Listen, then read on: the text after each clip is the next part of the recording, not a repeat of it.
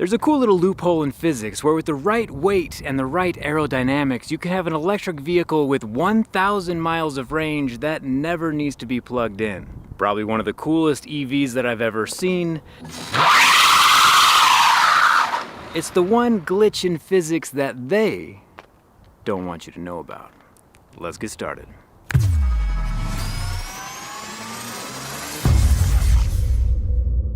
Behind me is the three-wheeled, solar-powered Aptera Autocycle. Not quite a motorcycle and not quite a regular vehicle either. Today we have this vehicle, which is an alpha production unit, and we have this one, which is a beta production unit, which has the full suspension ready to go on this test track here in California. This is a first look at the Aptera, so we'll get the outside aesthetics from the alpha and how everything works from the inside with the beta. Let's take a look at alpha first.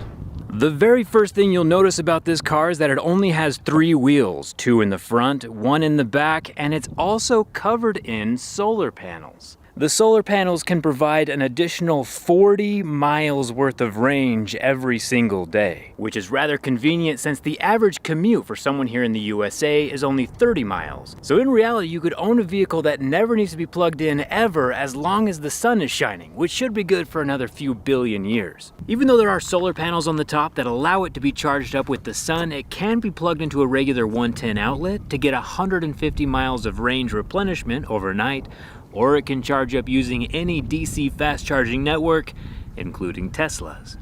One of the ways the Aptera is so efficient is each of the 3 wheels has a motor inside of it. Now we can see that better on this version right here. They're actually hub motors. You have the 3 AC lines running up inside of the hub, as well as coolant lines, those are the black ones up top, to keep everything cool. Aptera knew I was coming, so we have everything here on display, which is great. Each of the motors has their own inverter. You can see the DC lines going back, and there's a battery which sits underneath the driver compartment right here. Most of the weight of the Aptera is going to be here in the front for efficiency. I do think though that the rear wheel is pretty fascinating. Coming over here to the backside, you can see that it's a single side swing arm, kind of like what you would see on a motorcycle. Coming over here to the inside driver's seat. Doors spin up to the top. We'll be driving here in a second. We have 7 feet worth of storage space back here, which is 32 cubic feet worth of storage in the rear. There is no front trunk at the moment, and then you can see the passenger door also folds up like a wing. Pretty cozy. It's always a little nerve-wracking when they let you take a one-of-the-kind prototype vehicle out on my own for a test drive.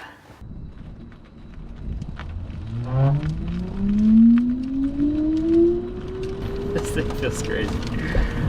So I'm about 6 feet tall and I'm a little cozy, but I'm told that this is an alpha prototype, meaning it's one of their first ones, and the final version is going to have a little more headroom and a little more space inside of the cabin.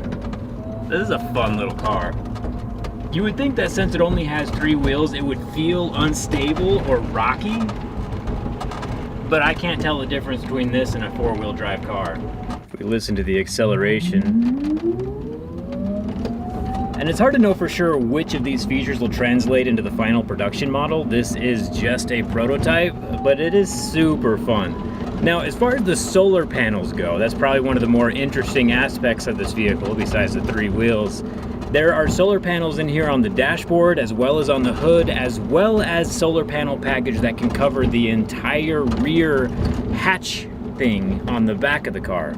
You can get one with the rear window. You would just have less solar panels replenishing the battery. This thing is fun. Replenishing the battery as you're driving. I think if I got one of these though, I would opt for the complete solar package, because just the option of never plugging in is mind-blowingly awesome. A gridless vehicle doesn't get much better than that. A little bit of stats for nerds. This thing has a drag coefficient of 0.13. For reference, my Rivian has a drag coefficient of 3, and I think a Honda Accord is like a 3.8. So this thing slices through air like butter, which is what makes it so efficient. This thing has half the battery of a Tesla, but the same range. And if we're comparing it to the least efficient electric vehicle of all time, the Hummer EV, this has 1/4 the battery pack, but still the same range. You might have noticed that there's a split window design, and that's because of the super efficient aerodynamics, the way the wheels are made. Most of the dirty air is between the hub motor and the body of the vehicle. And this split window design is a way to decrease the dirty air passing through that channel. The opening is quite a bit smaller than a regular window, but still wide enough that you can go through a drive-through and get your food on the inside while still being super efficient. No one was expecting the Aptera to be especially spacious. Since this is a pre-production unit, we can expect to hear a few more creaks and rattles than we would normally in a production vehicle. I bet those will be ironed out by the time we go into production. You might be asking if you can take this on the freeway, and the answer is yes. Not only is it aerodynamic forward, but it's also aerodynamic left to right, so crosswinds wouldn't affect it as much, as well as it has a top speed of 110 miles an hour. So handling the freeway would be just fine. Has a 0 to 60 of 4 seconds. There is a 2-wheel drive version and a 3-wheel drive version. This one's just 2-wheel for the moment. We'll get into 3-wheel in a second. There is 170 horsepower when combining all 3 motors, and this will be one of the most iconic, eye-catching vehicles on the road, without a doubt.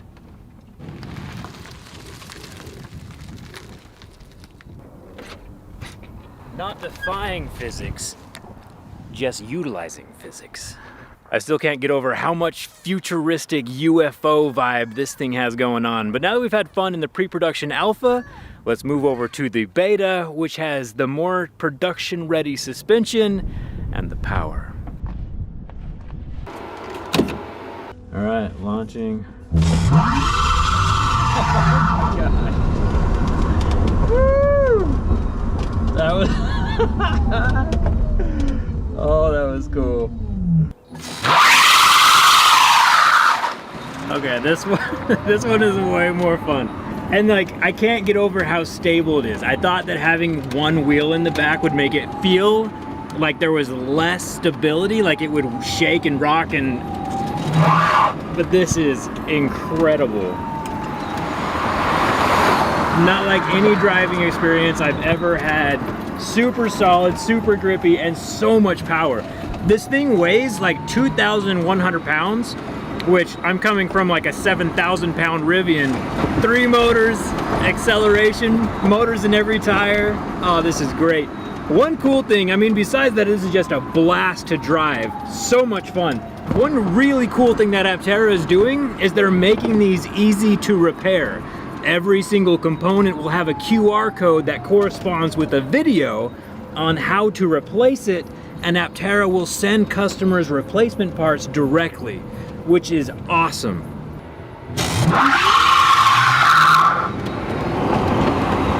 Very different than the legacy auto manufacturers that exist right now, and it's nice that they, I don't know, trust their customers to be able to fix their own stuff.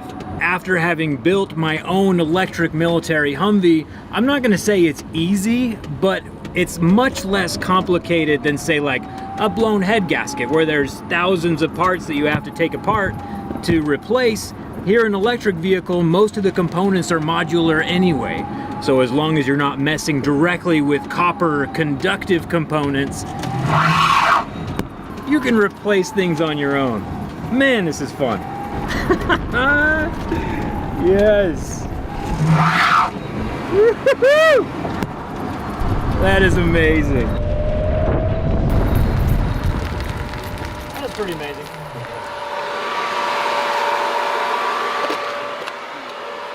All in all, I think it's a pretty fun vehicle. Obviously, the solar panels are going to work a little bit better in places where it's sunny. Florida, California, Hawaii, places up in Alaska where they don't get a lot of sun, it's not going to be as efficient. Right now, the base model of the Aptera is going to start at $25,000, and Aptera is hoping to start shipping in 2024. Personally, I think they should add an option. Instead of putting solar panels and a hatch on the back, they should just leave it open like this and have a tiny little truck bed. That'd be my personal suggestion. Let me know what you think down in the comments. Would you get one of these? Would you get the solar package? Let me know in the comments. Thanks a ton for watching, and I'll see you around.